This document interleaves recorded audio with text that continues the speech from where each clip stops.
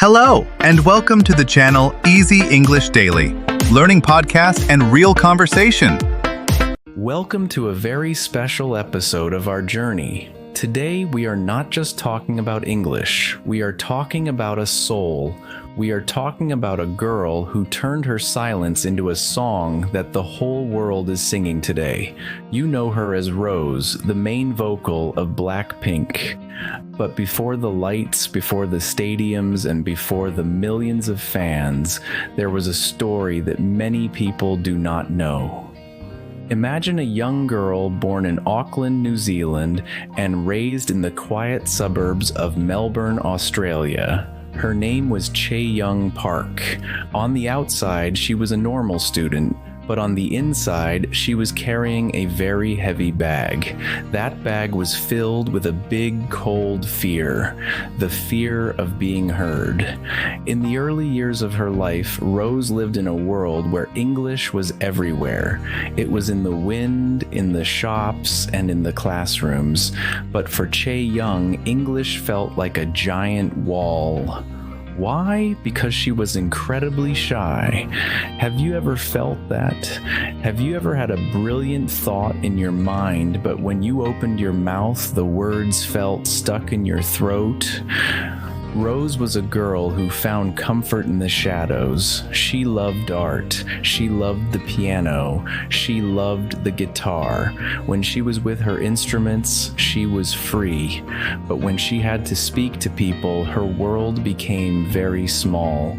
She was a perfectionist. She was afraid that if she said something wrong, or if her voice sounded strange, the world would judge her.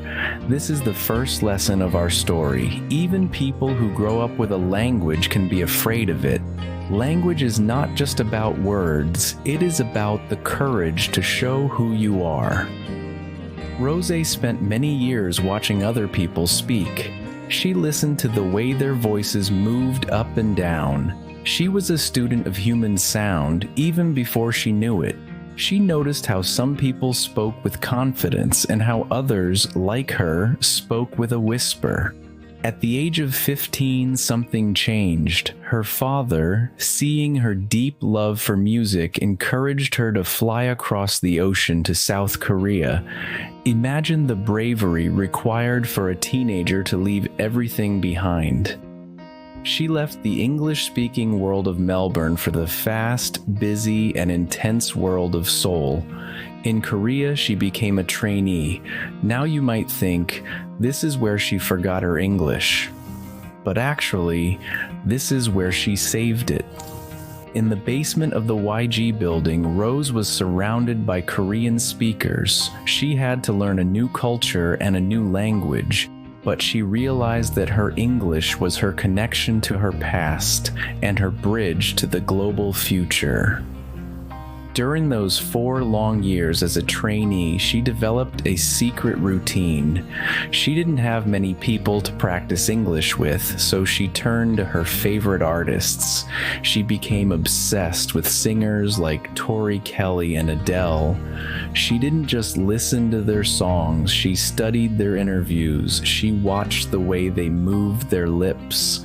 She noticed how they used fillers like like, and you know, to sound more relaxed. This was her laboratory. Every night after dancing for 10 hours, she would go back to her room and talk to the walls. She would describe her day in English. She would say, "Today was hard. I am exhausted, but I improved my dance." By doing this, she was training her brain to think in English, even when she was living in Korea. She was building a language home for herself. As the years passed, Rose's English began to change. It wasn't just Australian anymore, it was becoming something unique, a global accent. She started to understand that speaking English is like playing an instrument. You need the right rhythm, the right tone, and the right breath. She began to focus on the nuance. In English, the way you say a word can change its entire meaning. Rosé practiced the softness of her voice. She learned that she didn't need to shout to be heard. She realized that a quiet, clear voice is often more powerful than a loud one. She also focused on the ending sounds, those little letters at the end of words like T, D, and ES.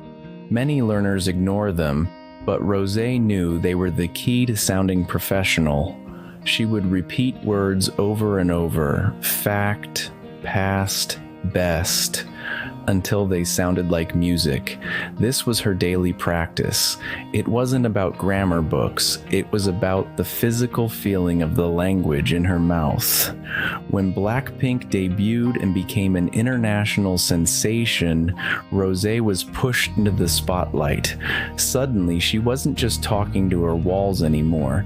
She was talking to reporters in New York, London, and Paris. At first, the old fear tried to come back. You can see it in her early interviews. She was careful, she was quiet. But then a mindset shift happened. She stopped trying to be perfect Chae Young and started being authentic Rose. She understood that the world didn't want a robot who spoke perfect grammar.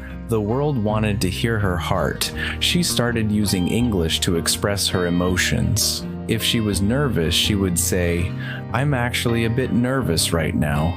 That honesty made people love her more. It made her English sound more human. She also learned the power of active listening. When she was in interviews, she watched the person talking to her. She learned their slang. She learned their jokes. She was like a sponge, soaking up every new expression. This is a crucial part of her journey. She never stopped being a student. Even when she was a superstar, she was always learning. One of the most iconic moments in Rosé's journey was her appearance at the Met Gala. Standing there in the middle of the world's most famous people, she spoke with a calm elegance that surprised everyone. She wasn't just good at English, she was a master of communication. Her voice had a specific vibe.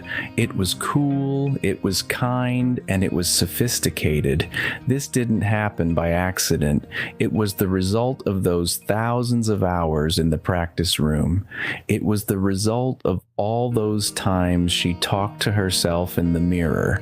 She used words like stunning, incredible, and honored.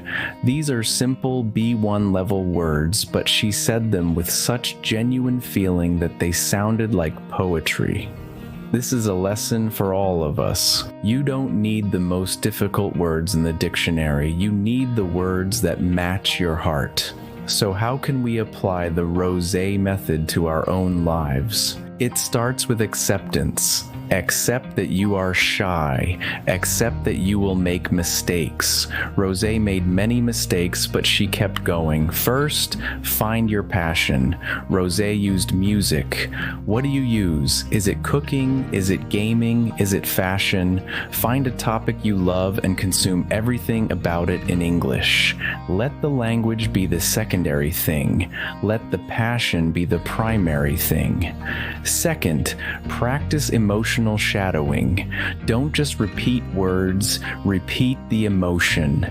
If you're watching a movie and a character is angry, be angry with them in English. If they are happy, be happy. This will build your muscle memory. Third, build your internal monologue. Start talking to yourself.